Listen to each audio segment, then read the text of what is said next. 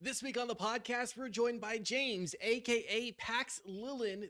We're going to be talking about how everything in the four nations lived in harmony. Then everything changed when the corporations attacked. We're going to give our thoughts on Avatar Generations. Then Mendacii gives us the lowdown on Dark and Darker and the controversy surrounding that. And stick around until the end of this episode for Deals of the Week. All of that and more on Next to Nothing. Roll the intro. Give it a bit of a bop. Hello, Perfect. Perfect. Yeah. Sick. Killed it. Hello and welcome to Next to Nothing, a podcast for gamers on a budget. I am your host, Danny K. With me, as always, the wonderful, the beautiful, the Mr. Green Elite. Green, how are you doing today? I am in a constant state of a worry and trepidation. But yeah, I'm doing good. How are you doing? You know, I appreciate the honesty. That's me. It's candid, transparent, baby. We're also joined by the spooky and the ookly, the Mendacii. Mendacii, how are you doing today? How's it going, man? I wish I had one of those like classic theater masks where like half of it was smiling and the other half was frowning. So for two reasons, people would know how my brain feels right now because I feel like I'm in the middle of a stroke. But also I don't wish to be perceived by this reality at this point in time. Otherwise, I'm quite fine. I'm very excited about today's episode. Yeah, you know, normally I would go right from you, Mendacii, to our guest James, but also Pug. We got a Pug. Look Yo, it's so cute. Look at those folds. We do have Pug. Yes, Pug. Embrace the Pug. We're also joined by, for the second time, James, aka PaxLiillin. James, how are you doing? What's up? What's up, sluts? I'm back at it like a crack addict here with my homies at Next to Nothing, ready to run through some of those thrifty deals, ready to dive into one of the worst games I've ever played in my life. And I'm excited to be here with my mortal enemies, Danny and Green, bringing me on for two of the most torturous mobile experiences I've ever had.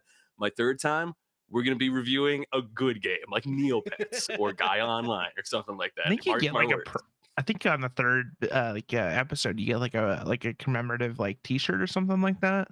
Oh, sick. Oh, no, you actually have to flash us for the t-shirt. No, you get a mug for your third time. Oh, that's sweet. I think that's a nice idea. Can I give plugs real quick? Yeah. Absolutely. Yo, what's up? My name is Jay. Anyone that like actually hollers at some like Yankee and the Brave, of course. Yeah. Yes. Oh, of course. We're on the Jules fan. Dude, come to New York. They just announced their 10-year anniversary tour. They're doing 4 nights, 1 album each night. Super excited. But yeah, my name is James. You can find me on YouTube at PaxLiillin. I make video essays and we'll be making more video essays this year. You can find me on Twitter at PaxLiillin. And please support Next to Nothing forever because these boys are the best. And I'm so excited to be back. Oh, you're gonna make us blush. I'm always blushing because I'm pale as hell. I have rosacea, so I'm blushing too.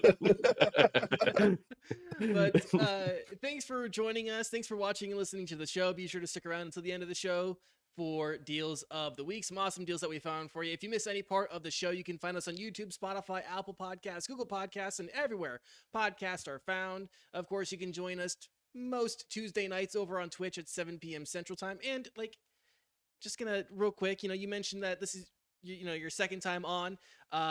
We did have James and his co-host Henry on to talk about the My Hero Academia mobile game like a year and a half ago, I think. Today's Henry's birthday. I'm so sorry. Happy birthday, Henry. I got to give him a shout out. He's I might go pop by his place. He lives a few blocks away from me in Flatbush here in Brooklyn. And so I will give you regards. I'm so sorry. That's like such a great coincidence. I forgot Henry was on too.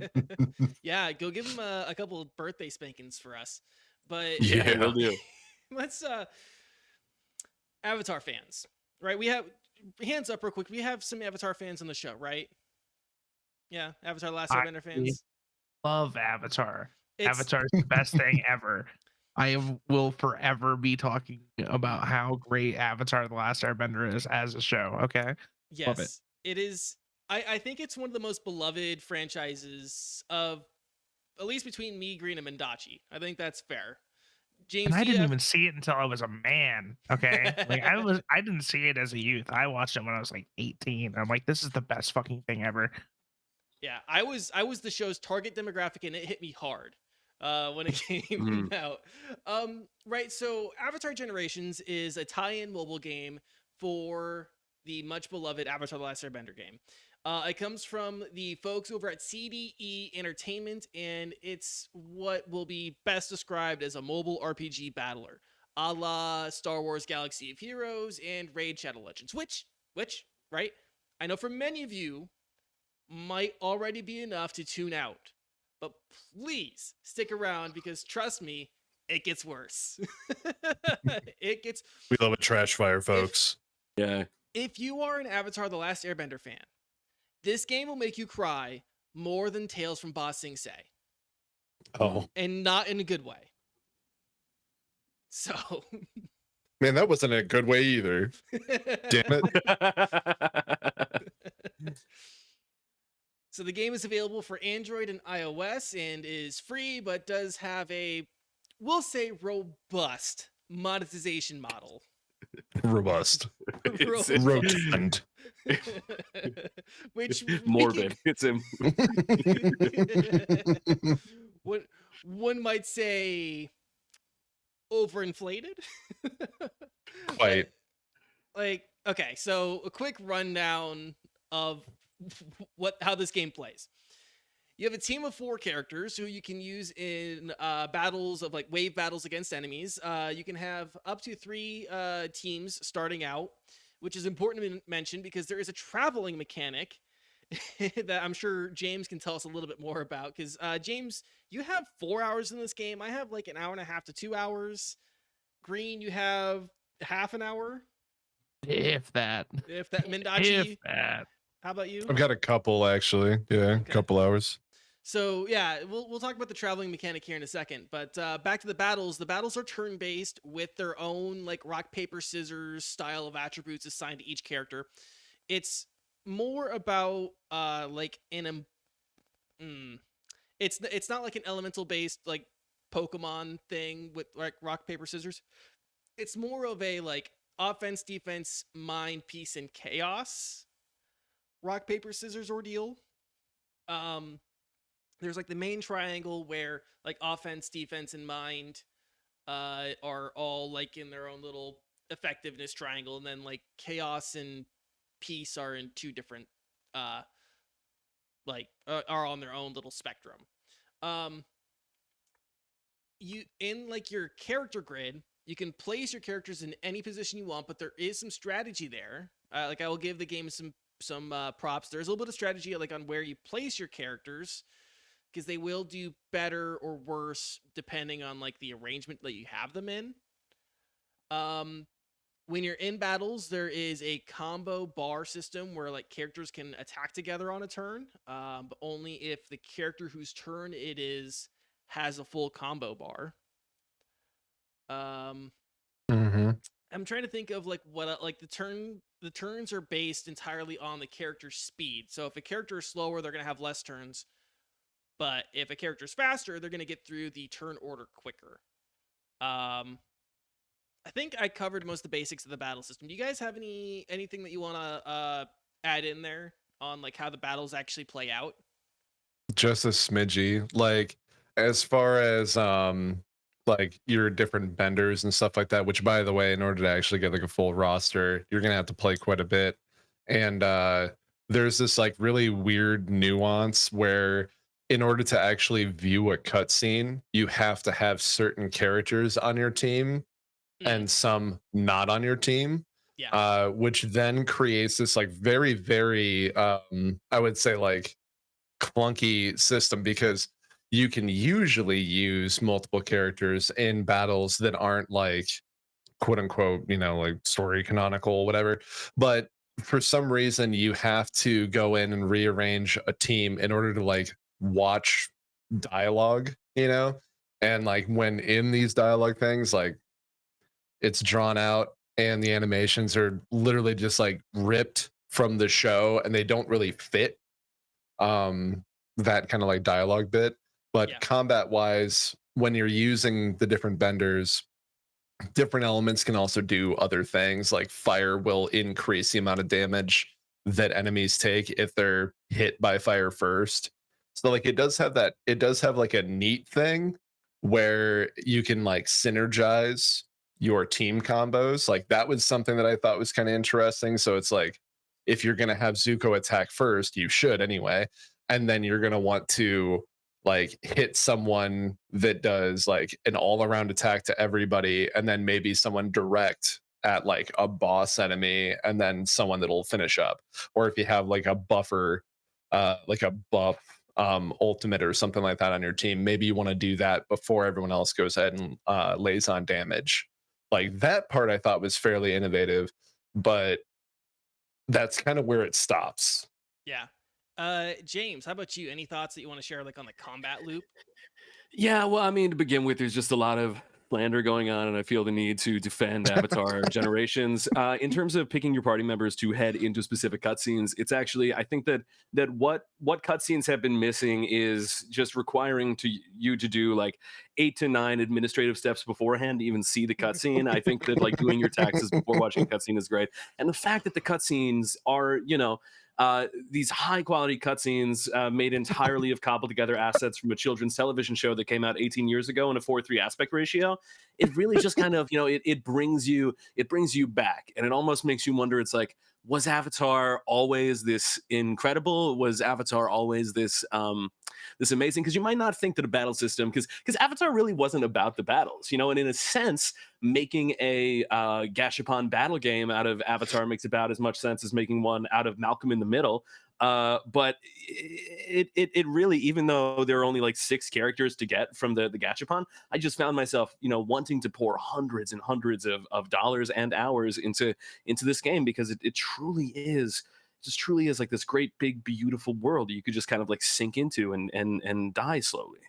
It's hilarious that you kind of mention, that, because I'm thinking now this might be the best Avatar game that's ever been made, right? Because they tried to make an Avatar, the Last Airbender MMO, when it first came out, that I tried to play when I was a kid, but it apparently required like way too much of whatever home computer system we had at the time. And then I remember there was a action RPG kind of deal that was hobbled together on the GameCube. That was also fun. Mm. Yeah. And granted, this game is of a slightly lower quality than like a free Flash game that you might find on like CartoonNetwork.com or Nick.com, but the added bonus of being able to pay hundreds of dollars to advance in the story, it just reminds you, it's like, hey, you're an adult right now, and if you have disposable income, Avatar Generations can solve that for you. Yeah, yeah. They, so you did mention something there a minute ago that I feel like we could probably talk about right now, which is like the whole traveling system and the like incredible amounts of tedium and logistics that this game requires you to do while playing. Because as Mendacii said, right, there are certain story and quest stuff that you have to do, but you can't do it if you have a like firebender in your, like anyone from the Fire Nation in your party, or you're at the Southern Air Temple and you have to do a boss battle against Aang, and you have to take Aang out of your party and then do it without Aang, who's probably like, the character that got all the upgrades in the tutorial. So you have to go and spend a bunch of time figuring out how to upgrade your characters and whatnot, when it really doesn't show you how to do that, because being a gotcha game, it has equipment slots and like a bunch of combo stuff for everybody that you have to kind of figure out on your own. Yeah, but after spending dozens of hours investing in like your favorite characters and building up your team, really what you want is to reach a impenetrable roadblock for no reason, not even like a lore reason, just to kind of like, oh, sorry, you gotta go level up like Grumbo the soldier and Henry the cabbage farmer. You gotta go 5-star them so you could beat Aang. It really just kind of Avatar at its core is a Christ corollary. You know what I mean? And really, did not Aang suffer on his journey? Would not Lord of the Rings have been better if you got to spend hours just watching them walk and travel in silence and waiting for your energy bar to refill? I think the answer is a universal yes. Yeah. So on the map, and actually I think they might show it here in a second, but on the map, the thing that you're talking about, like watching this travel animation, is that you have to select a node that your character is going to move to, and then there's a timer for your character to walk that node. So you sit there and literally watch a character walk that node, or if you Not just a character, Danny, either. Just a shitty, terrible, chibi weird asset thing that someone just like, I don't know, drew on MS Paint, and it waddles from one point to the next in like a painfully slow, completely just useless bit that they just needed to keep in the game for some reason. Yeah. Very cool. Very cool. So here is another thing that I want to mention real quick about the whole travel system and the party system, is that so you're going to get multiple versions of a character, right? You're going to get Fire Prince Zuko, and you're going to get Avatar Aang, but then you're going to get variations of them, right? So you're going to get like season 1 variation of, Fire Prince Zuko with his ponytail and shaved head, and then at a certain point you're going to probably get like Fire Lord Zuko, or the Zuko alone shaggy angsty swordsman, right? You're gonna get like those different versions of the character, but you can only have a character, you can only have that character assigned to a party. So if you have multiple versions of a character, like if you have like 3 different versions of Zuko, you're going to like only be able to have it in one party. Can't have it in multiple parties, only one party. Also, I am just waiting for my cat to like show up because I have said his name like 6 times now. No, you're wrong. If I could just break the bit for a moment, there's something burbling inside of me, which is like, I have played some gacha games. You know what I mean? I've played some mobile games, and the idea of a gacha game where you're spending like gems to pull is like, okay, well, which of these hundreds of characters are you gonna get? Which of the hundreds of characters are you gonna get? Avatar: Last Airbender has like 5 characters that anyone gives like a shit about, and the fact that the variations, because it's like no matter what you're pulling, like, oh wow, what version of this 12-year-old is coming? They wear the same outfits the entire time. So the differences truly are like, you unlocked 4-star ponytail, Zuko. You unlocked 5-star ponytail is down, Zuko. It's like such an insult. They're like spitting into your face. It's awesome. It's awesome. Yeah, that's. I'm trying to think of like, okay, the characters that people care about in Avatar, right? You have like the core of Aang, Sokka, Katara, Toph, Zuko. Then you have like some secondary characters, Iroh, Azula. If you ever call Iroh a secondary character again, we're gonna have problems. So you're aware. He's the star of the show, okay? You know what? You're right. The scene in the Fire Lord's prison, where he gets absolutely ripped, he can hold me with those arms any day. That's main character shit right there. So yeah, there's like that whole rigmarole of like moving characters around a map, going through just shitty text cutscenes like it's a visual novel. There's really not much going on there in terms of like actual story. There's nothing in this game that I think is canon, right? Like you are basically going through a retelling of the story. The things that kind of fill in the gaps, I don't think are canon. I haven't seen anyone say they are, and they don't seem to fit with any of the narrative that was already told. And it feels hollow. But let's kind of talking about the hollowness that kind of comes with the currency of the game. There's 3 types of currency, and James, you might need to help me fill in here, but there's like the energy, which they just call it energy, and I really feel like they miss an opportunity to call it chi. you know, because that is an actual thing in the game or in the universe, you know, the chi blockers and stuff, you know. And which is really just your stamina, right? That's the amount of times that you can like do battles or whatever for like the day. And you start out with a ton of it. Like more than you probably will actually ever need to use unless you really get sucked into the game. And then you're going to be like stuck trying to get more stamina so you can, you know, feed your habit if the game gets its hooks into you. Yeah, I don't even understand what the situation is going on right now. I have 1.5 thousand out of 42 maximum energy. Like, what's going on? I'm at 1.6, but I also just got a 4-star top. Whoa! You know, so that's actually something interesting too. I wonder how many characters it gives you. Like, is it programmed to give you certain characters? Because I got a 4-star TOF pretty early on too, and then it gave me a 3-star Iroh. So I got a 4-star Tyro. Yep. Yeah. The Earthbender. So I'm wondering at what point does it stop giving you like the characters that you know and start giving you more Tyros and Snellerbees and Daily John Agent, the Fire Nation Guard. Yeah, Daily Agent 6, you know. Yeah. So okay, so there's the energy. But again, they missed an opportunity. They take my free idea, call it chi.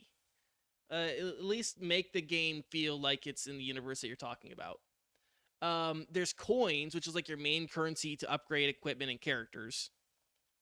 And then there's nature stones, which are your gems and will allow you to like do summons, get characters and gear and all sorts of stuff. And really, of course, you can buy nature stones. And James, I have a feeling you have a few words to talk about it.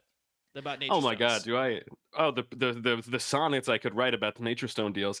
I think the limited nature of the game needs to be brought up before even talking about like, well, what can you get with these nature stones? Because the second that you progress from your tutorial missions, which are just like straight rips from the TV show, you are met with like 8 different. There's the adventure pack, the spirit renewal pack, lemur momo pack, the deserter pack.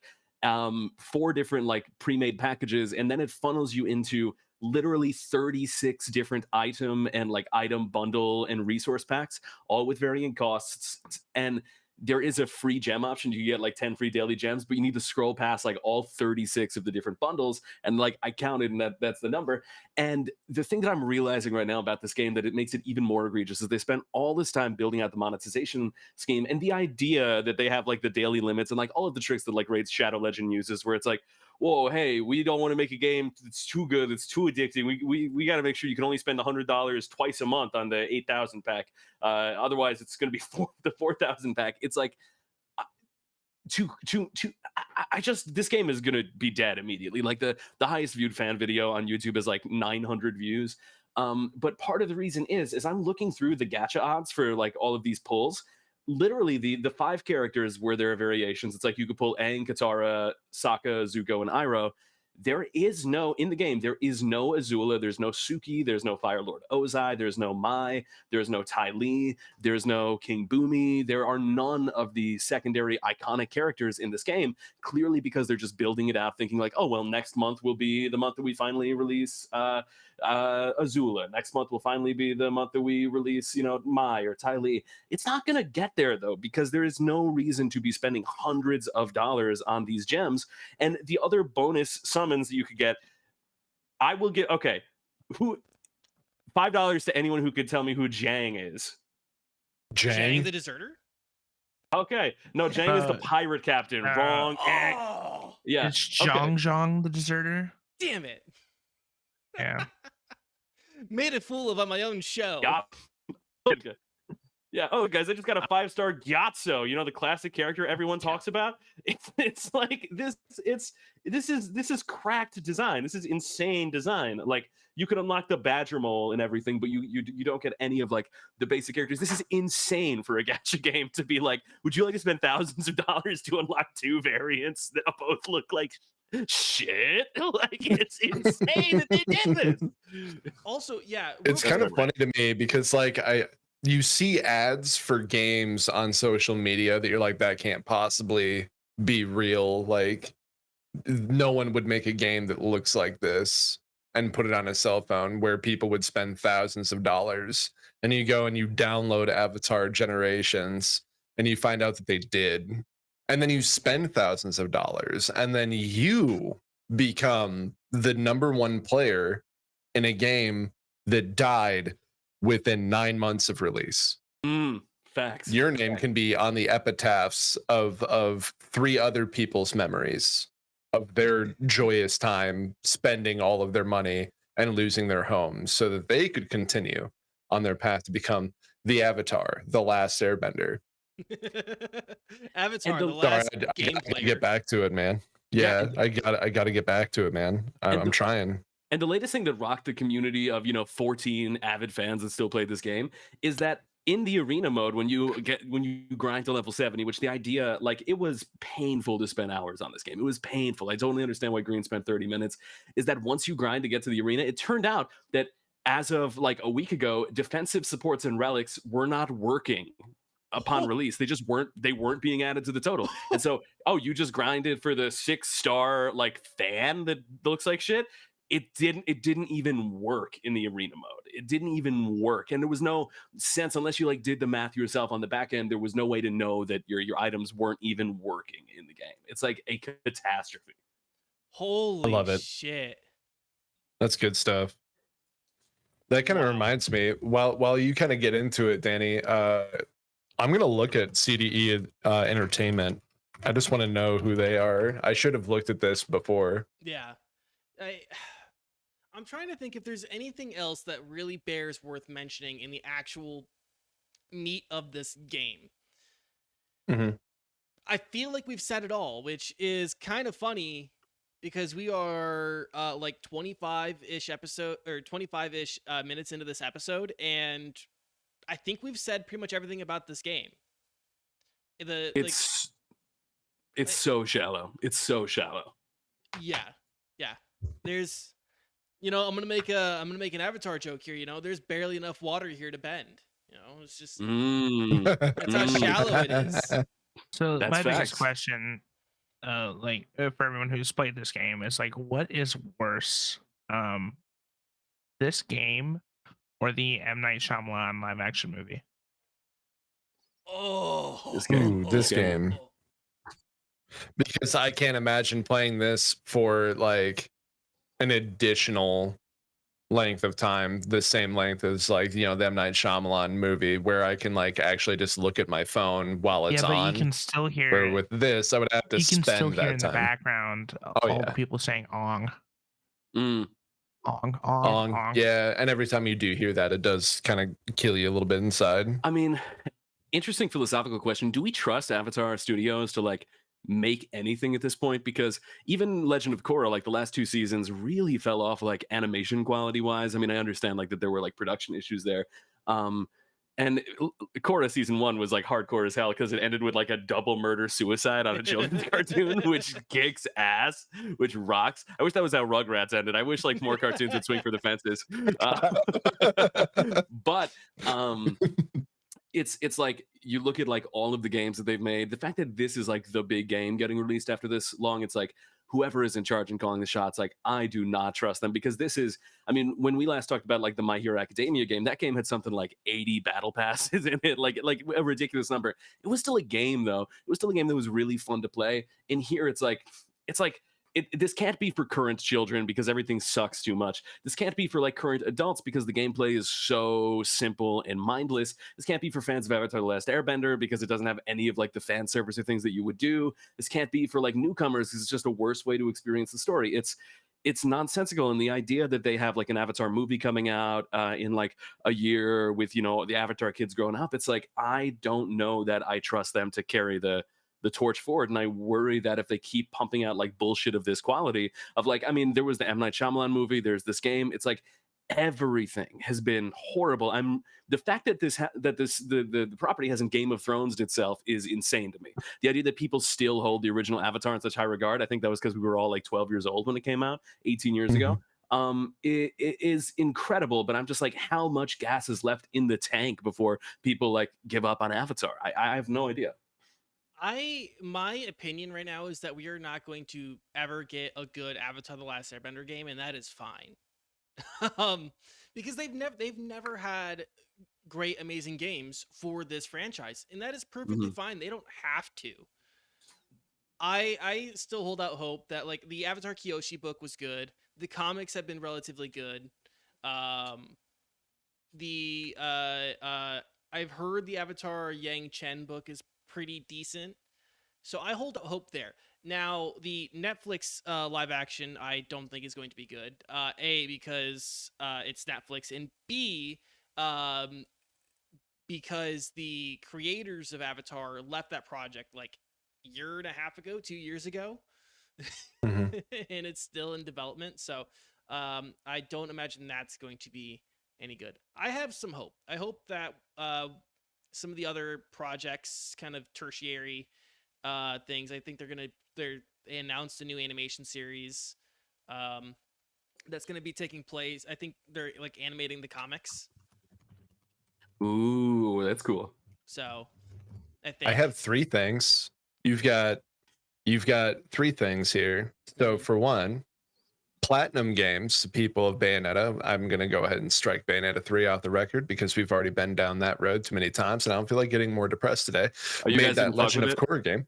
Yeah, oh, I did. I fucking beat it and did a review, and I was like, I don't think I like the Bayonetta games now.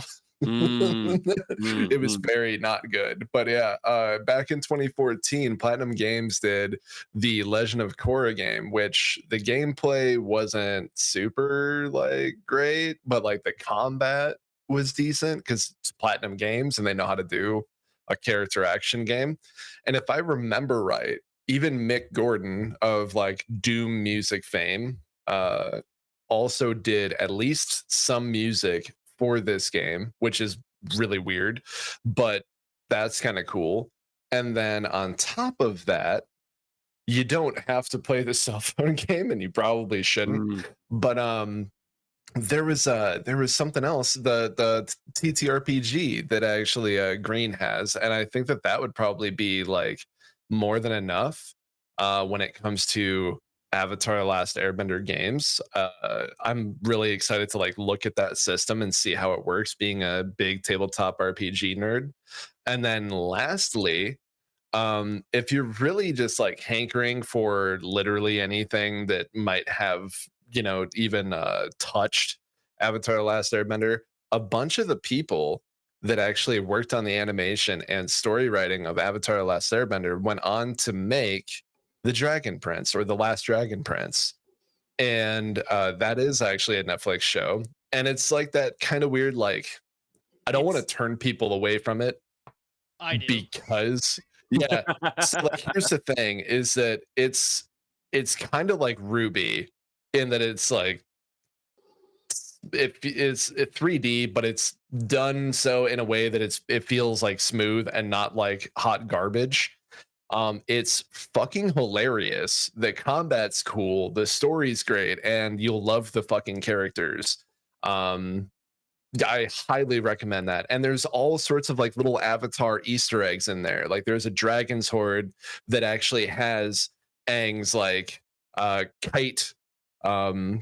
I don't know what you want to call it other than the His kite, glider. but like his glider. Yes, like it's just kind of like stuck in there. And then there's Ahsoka's like boomerang, just kind of hanging out there.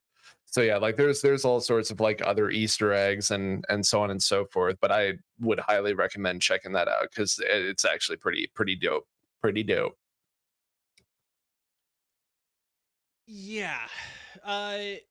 Anything else about this game before we kind of get into our final thoughts? Hmm. It's turn based. Yeah, Fun. and you can tell them to just do the fight without you pushing any buttons. Yeah. Yeah, you can just turn on auto battle, and then it's like you don't even have to play it. All you have to do is hit skip and clicking that you want to continue pressing this circle so that they will do another dialogue box, so you can skip that and then grab some gold and then go on to the next thing, and then you wait for them to travel and then you do it again. Yeah. And then It's really fun. Enter your credit card information on the line. And your social security card. So here are like my like last thoughts on this game. Should you play the game? No. Especially if you're a fan of the series. There isn't anything here for you. There's some non-canonical storylines and characters for you to check out, but they aren't treading new ground. You're not gonna like it. You aren't going to like miss any lore or anything like that. This game has nothing for you. So don't bother. Which is like the first time I think I have said that in a very long time. I don't think I've said that about a game in like 2 years. I try to find something for everybody, but there's absolutely nothing here. No. Facts. It is pretty fun to uninstall though, because it's like the same motions that you do in game, you know, like you tap here and then you tap there and then you tap here and then you wait and then you get a prompt and it's like, Yeah. wow, it keeps giving. And then you could just Google a picture of like Ong in sandals, and you know you get kind of the same experience of spending $400. Yeah, exactly. Huh, that's pretty cool. Whoa, cool. Oh man. Anything else, or do we want to move on to Dark and Darker? The last thing I wanted to say, well, firstly, it's 30 minutes I'll never get back ever. You know, which I think we've pretty much established that. But like the only time I would ever play an Avatar game now, because I'm like completely burnt, is if like Insomniac picked it up. Okay. And like gave it like a proper like Batman or a Spider-Man treatment, and made it like a great game. It's terrible. You know who would Don't do it. You know who would make a good Avatar: The Last Airbender game? Telltale. Okay.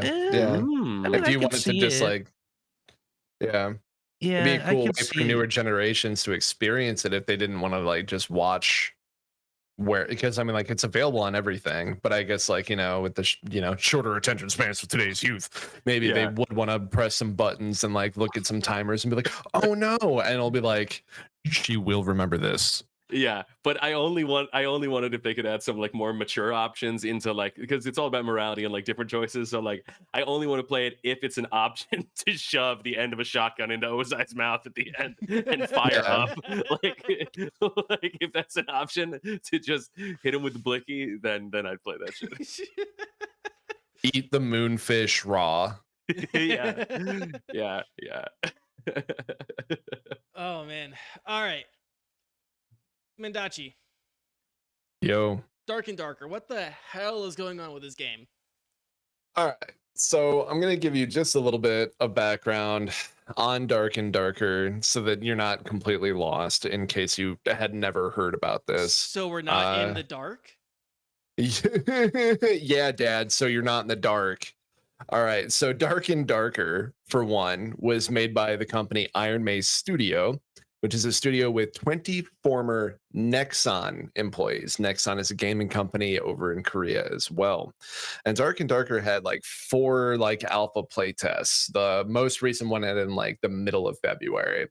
And like the general look and feel of Dark and Darker is that it is a PvPvE. So that is you versus other dudes versus non-player characters. So like goblins are wandering around in the dungeon and you, a shitty cleric, is getting stabbed in the back by a rogue. And that's kind of the general like build of it. It's a dark dungeon. You're going around trying to collect treasure, trying to collect cool loot, like more gear. And then like other extraction games, you're trying to find cool magic stones to portal out, just like Tarkov. So the reviews as far as like how this was all put together, how it was executed, how it feels, were like kind of mild, but like there was some like excitement, I would say. Like, you know, it was generally leaning towards positive.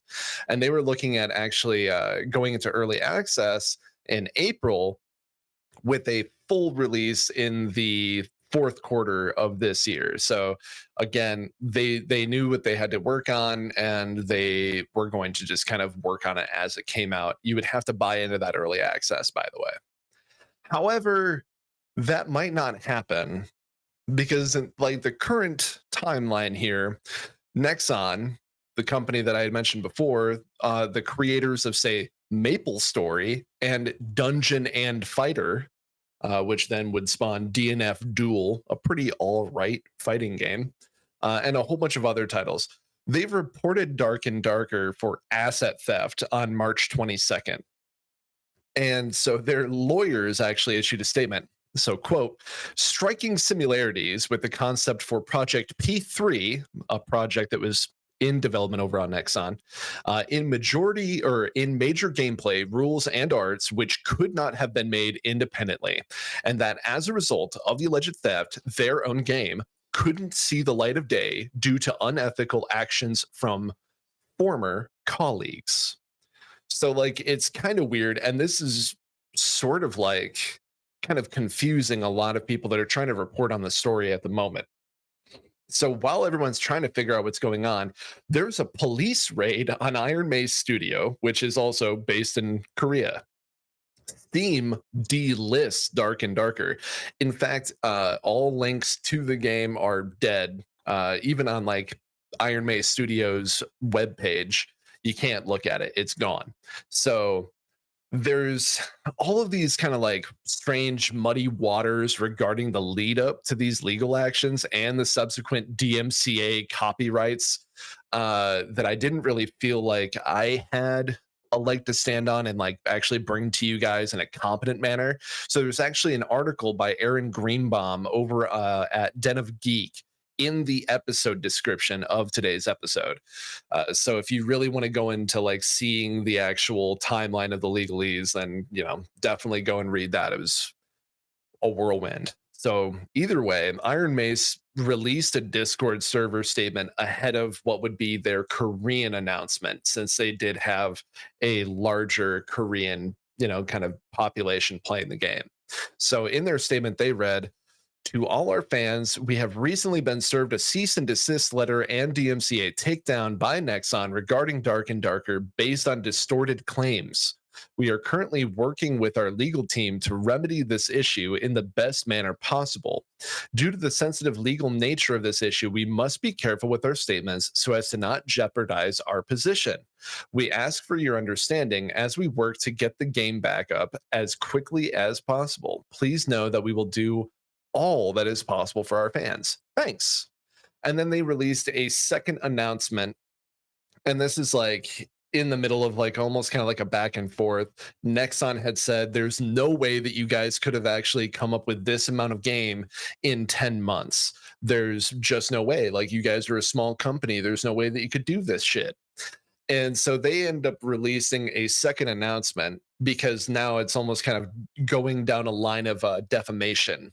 So they say, given the information presented, it is difficult to believe that Nexon, in good faith, could reasonably believe that Iron Mace has infringed on the copyrights for their P3 project, a project, by the way, that has since been canceled, but was actually only copyrighted in February. The end of the fourth alpha playtest for Dark and Darker ended in February. So now, like, you should see, like, these dials should be turning in your head. What is Nexon doing here? Why are you waiting to copyright stuff on your project that you canceled, by the way, a year and a half prior?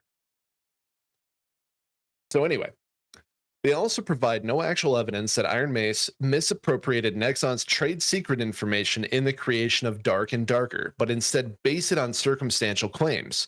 Finally, they accuse Iron Mace of a flagrant breach of Valve's SSA and SOCR, restricting our ability to provide our game to players on the largest mainstream PC game platform and severely obstructing our ability to do business.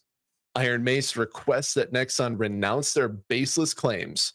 If they would like to compete on merit, we welcome Nexon to promptly accommodate the comparison of source code, custom assets, and design documents with the police to quickly and decisively put an end to this matter. Keep in mind that first announcement where they said, hey, we have to be very careful about what we say. And so they waited for Nexon to kind of issue this statement of defamation before they actually issued something here. And it's important to note that their Twitter has actually been silent since February 16th, which was the closing of their 4th alpha playtest. And that was it. They're just like, 4th playtest done. Thanks for playing.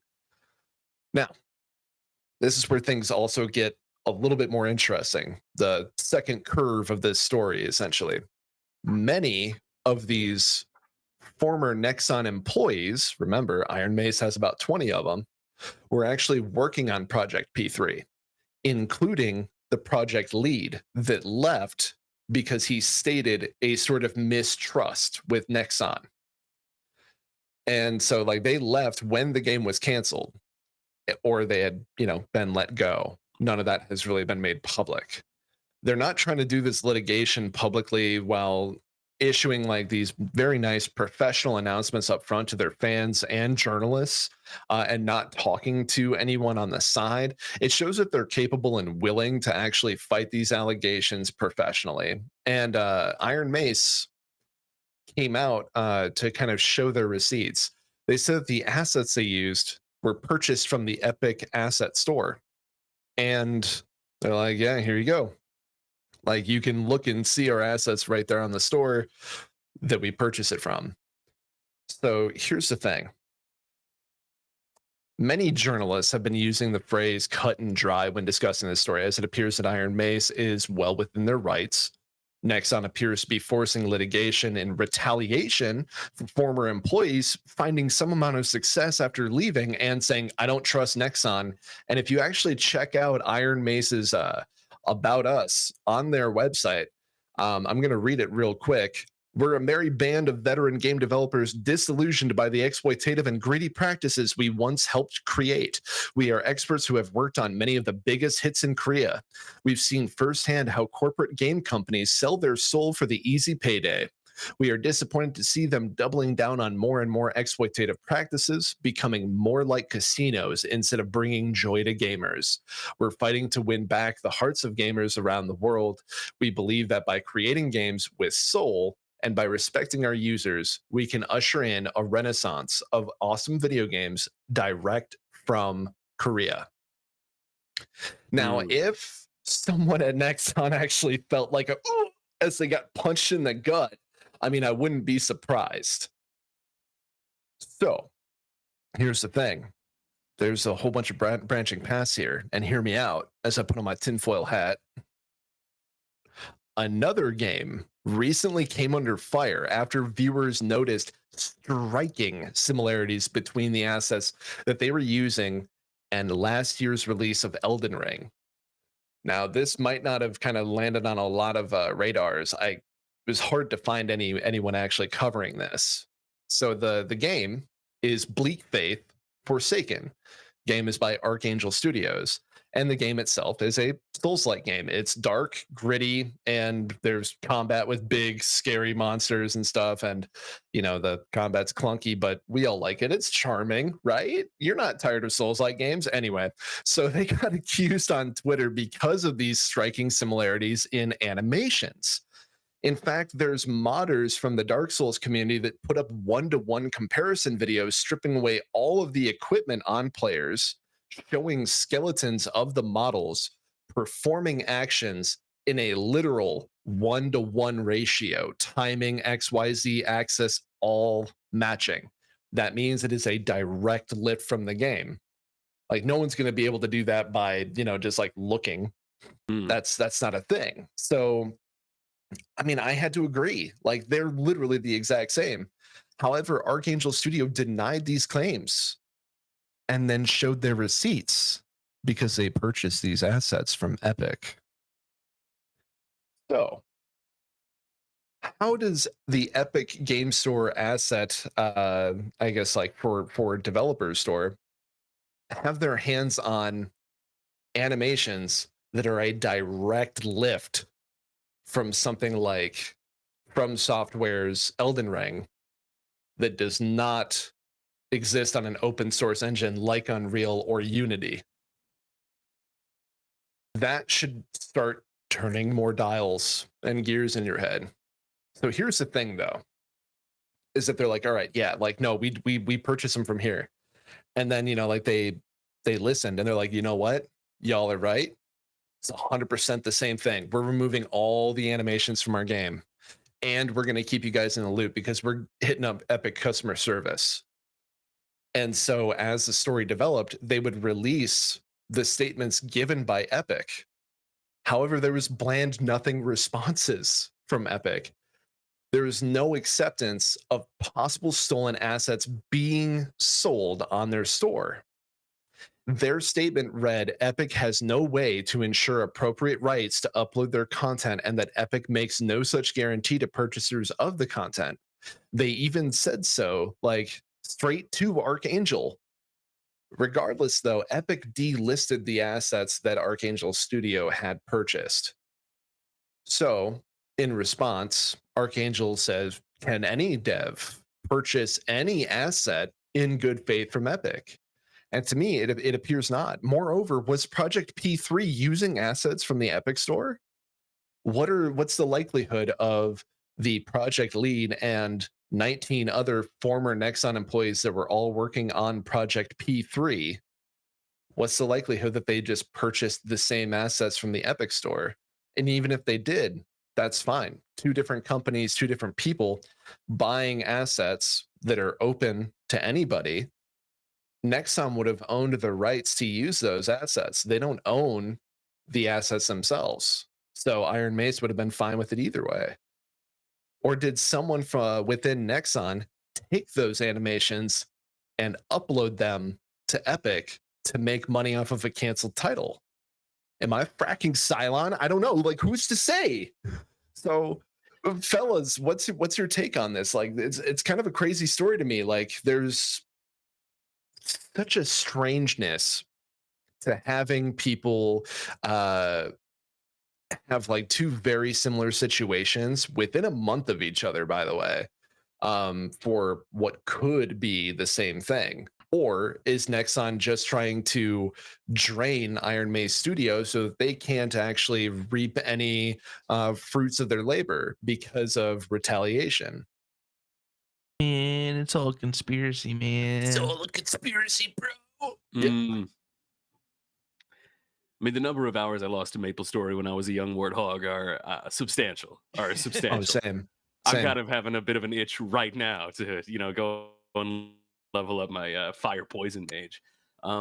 So yeah, for enriching my childhood, I want to say, go Nexon. But in general, just whenever it's a bigger company versus a bunch of smaller people, it's like, I think that corporate asset theft, even if it did happen, sounds like based in awesome, and I think they should get away with it. And so I have no idea. I have no idea where I sit on this one.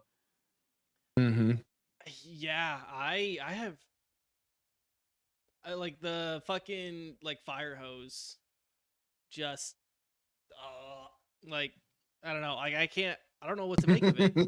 I have no idea what to make of it.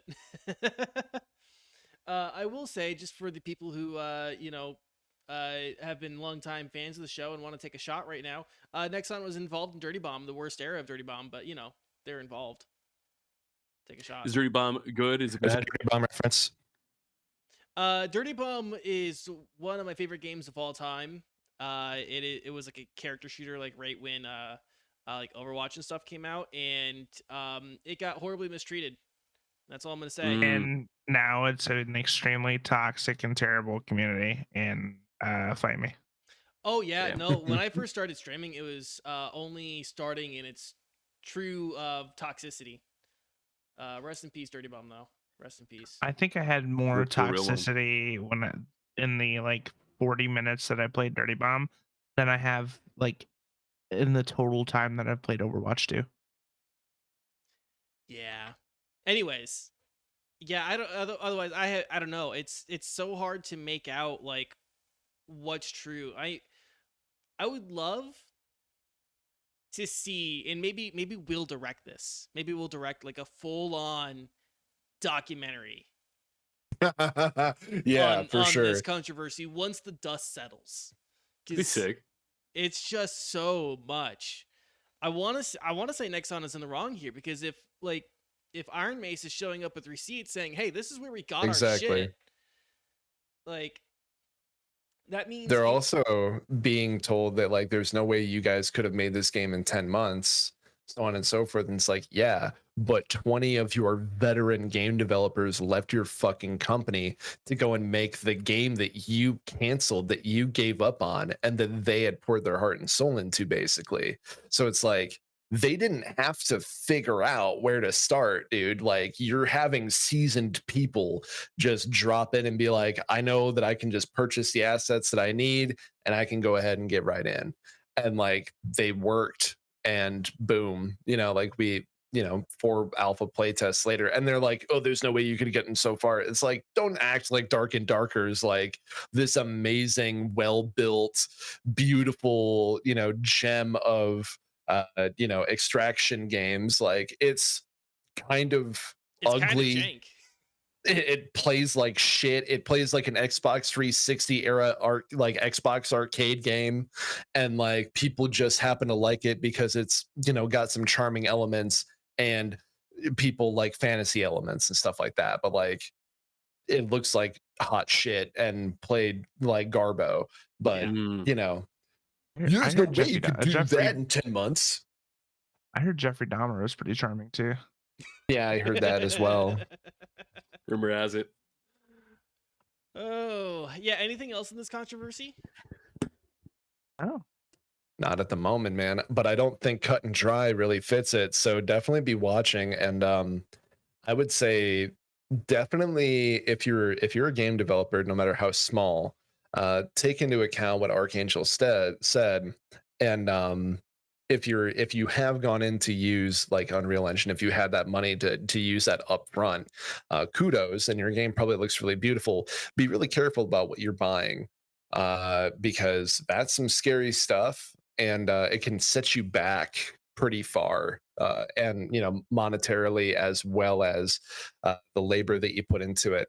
And everyone else, be on the watch for some news coming out about the Epic Asset Store, for sure, because I'm Yeah. sure that's going to come out soon.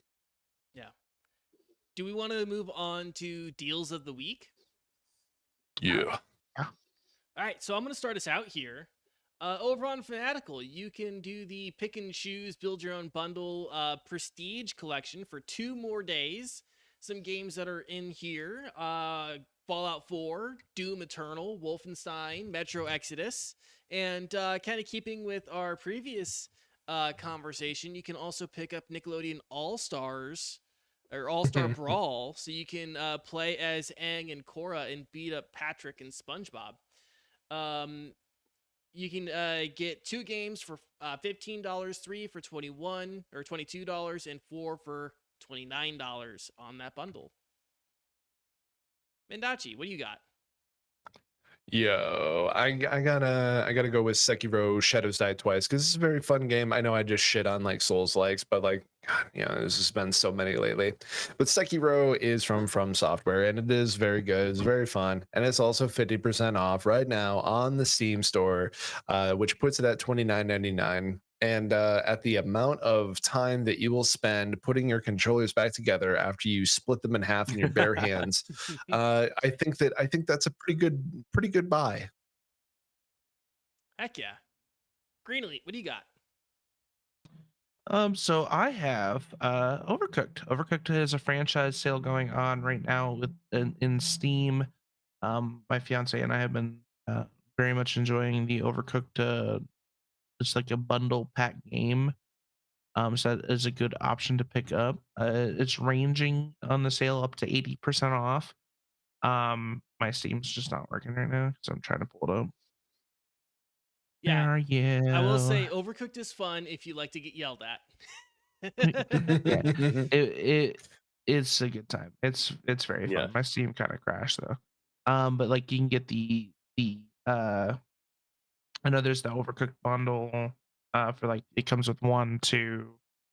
I'm trying to get prices, but I know that the first one, like Overcooked 1, is 80% off, and so that's like literally $3.39. Yeah. Mhm.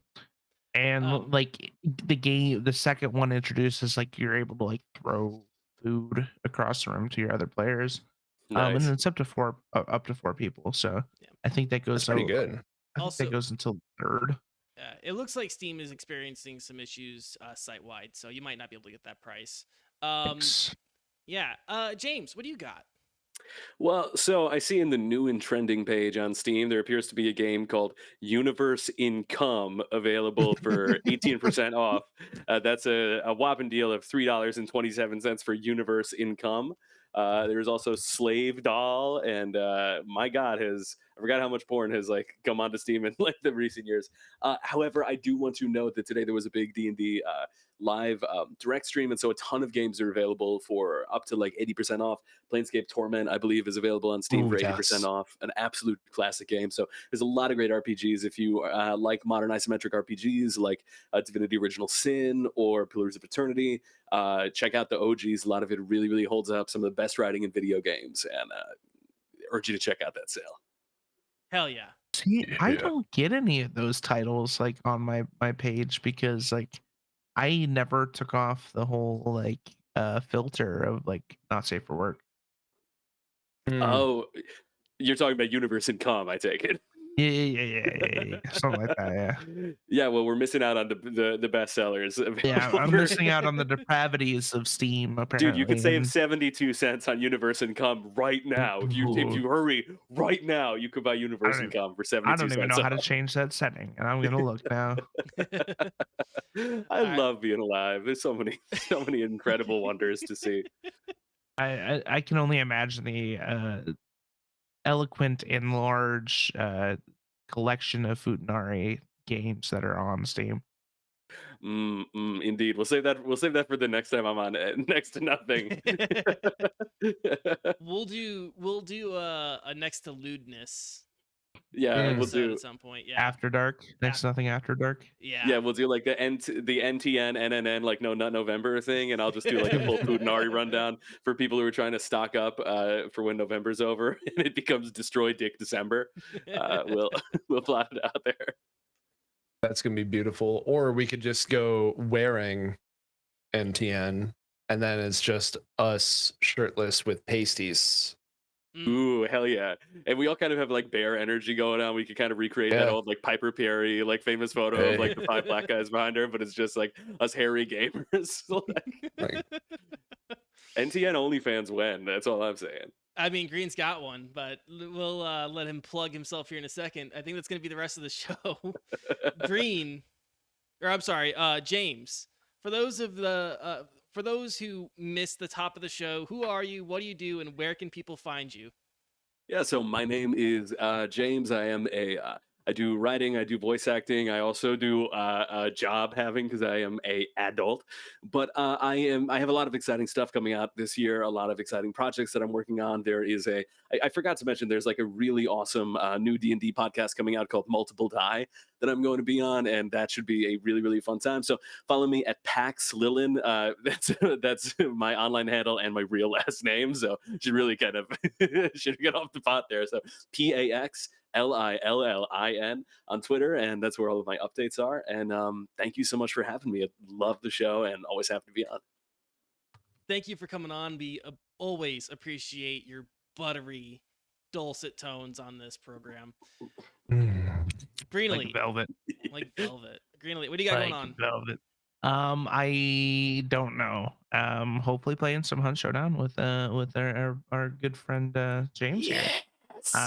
That's if I can find the time to actually do that, because I'm going to be doing I have to power study over 13 weeks of course material into 5 days. Whoa. Yeah, so like I'm doing my professional and human resources certification on Friday, Saturday, something that's like 1 o'clock in the morning for a prefecture program. It's Whoa, weird. dude, best of luck. Yeah, yeah, and I have been procrastinating. So if I'm on today, if I'm finding time to stream, it'll probably Showdown. But you can catch me twitch.tv/Mr. Elite, and that is all Mr. Green Elite for all the other content as well. YouTube, Spotify, Apple Podcasts, Google Podcasts, OnlyFans, Instagram, Twitter, Mendacii. Kick, What do you got going on? Hive. Hi. Dude, that might actually happen because I'm not paying for no fucking blue check mark. So we're either all dead in the water and just like hanging out in our rot hole on what Twitter has always been becoming, or we just bite the bullet and go back to making Facebook groups with our aunts and uncles and sharing cool minion memes. So maybe you'll catch me doing that. Otherwise, not really doing a lot of like Twitch streaming right now. I did like late last night just to kind of like play some near end of game Resident Evil 4 stuff. And as I reach the end of that, I'll actually be putting together a comprehensive Resident Evil 4 review for this channel, which Danny and Green are going to help me kind of like condense it and put it together so that it's actually watchable. So definitely be on the lookout for that. Otherwise, I like occasionally say cool stuff or just repost other cool stuff that I find on Twitter, and that's at only Mendacii, MENDACII. Or if you do want to see if I'm ever gonna stream again, who knows? I might just like put cats right here, and that's gonna be the whole stream. And if you do that, that's twitch.tv/Mendacii. I already spelled it. Don't ask me again. Coming up with me, more shit posting on Twitter. Catch me over there at Danny K DANIECAE. Got a video coming out on the behind the scenes stuff for Next to Nothing.